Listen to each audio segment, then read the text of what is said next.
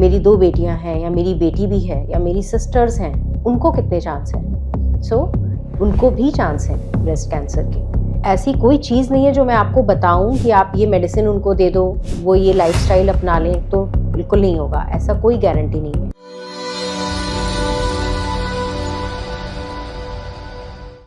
Breast cancer किनको होता है? कौन सी वो लेडीज़ हैं जिनमें ब्रेस्ट कैंसर बन सकता है?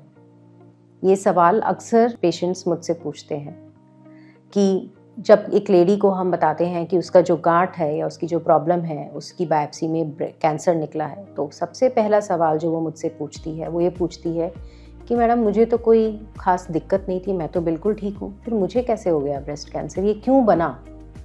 इसका जवाब मेरे पास भी नहीं है कि आपने ऐसा किया या आपने ऐसा नहीं किया इसीलिए हुआ। ब्रेस्ट कैंसर किसी को भी हो सकता है। ब्रेस्ट कैंसर होता इसलिए है क्योंकि हर मेंस्ट्रुअल साइकिल के दौरान हमारे जो फीमेल हार्मोन्स हैं, ईस्ट्रोजन, प्रोजेस्टेरॉन, उनका अफेक्ट होता है ब्रेस्ट टिश्यूज़ के ऊपर और उसके चलते बहुत सारे चेंजेस होते हैं। माइक्रोस्कोपिक लेवल पे सेल्स डिवाइड हो रहे हैं, मर रहे हैं, फिर से बन रहे हैं। उस दौरान यदि कोई भी जेनेटिक म्यूटेशन होती है तो कभी कभी वो बिनाइन ट्यूमर बना लेती है, नॉन कैंसर ट्यूमर बना लेती है। कभी कभी इस हद की म्यूटेशंस हो जाती हैं कि वो अनकंट्रोल्ड वे में ग्रो करने लग जाता है सेल और वो कैंसर बना लेता है। सो इसीलिए होता है। फिर अगला सवाल जो वो लेडी मुझसे पूछती है वो ये पूछती है कि क्या मेरे बच्चों में भी हो सकता है ये ब्रेस्ट कैंसर? मेरी 2 बेटियां हैं या मेरी बेटी भी है या मेरी सिस्टर्स हैं, उनको कितने चांस हैं? सो उनको भी चांस हैं ब्रेस्ट कैंसर के। इसीलिए ऐसी कोई चीज़ नहीं है जो मैं आपको बताऊं कि आप ये मेडिसिन उनको दे दो, वो ये लाइफस्टाइल अपना लें, तो बिल्कुल नहीं होगा। ऐसा कोई गारंटी नहीं है। डेफिनेटली एक हेल्दी लाइफस्टाइल तो आपको मेंटेन करना ही चाहिए। उसके साथ साथ आपको पिंक रूट भी अपनाना चाहिए।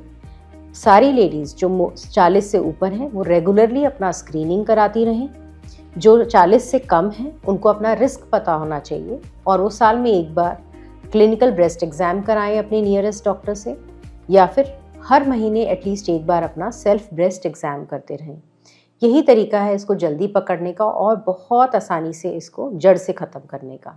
जो थर्ड क्वेश्चन पूछती है लेडी, वो ये पूछती है कि ये जेनेटिक तो नहीं था, क्योंकि मेरी फैमिली में किसी को हिस्ट्री नहीं है। तो अक्सर यदि मैं आप लोगों के सामने 100 ब्रेस्ट कैंसर लेडीज़ खड़ी कर दूं और हम उनसे एक एक करके हिस्ट्री लेंगे, सिर्फ उनमें से 10 लोग ही मेरे को पॉजिटिव हिस्ट्री देंगे कि उनकी फैमिली में कोई अफेक्टेड था ब्रेस्ट कैंसर से या किसी और जेनेटिकली लिंक्ड कैंसर से। अदरवाइज बाकी सब में से कोई भी फैमिली हिस्ट्री नहीं मिलेगी। तो हाँ, जेनेटिक फैक्टर्स ज़रूर होते हैं। यदि किसी की फैमिली में किसी को ब्रेस्ट कैंसर रहा है, स्टमक का कैंसर रहा है, ओवरीज का कैंसर रहा है, कोलन का कैंसर रहा है, प्रोस्टेट का कैंसर रहा है फादर में या ग्रैंडफादर में, तो उन लोगों का कैंसर का रिस्क ज़रूर बढ़ जाता है।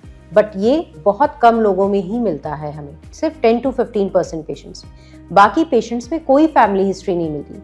तो इसीलिए ये समझना ज़रूरी है कि यदि किसी के फैमिली हिस्ट्री है तो उसको घबराना नहीं है कि उसको होगा ही होगा, ये भी ज़रूरी नहीं है।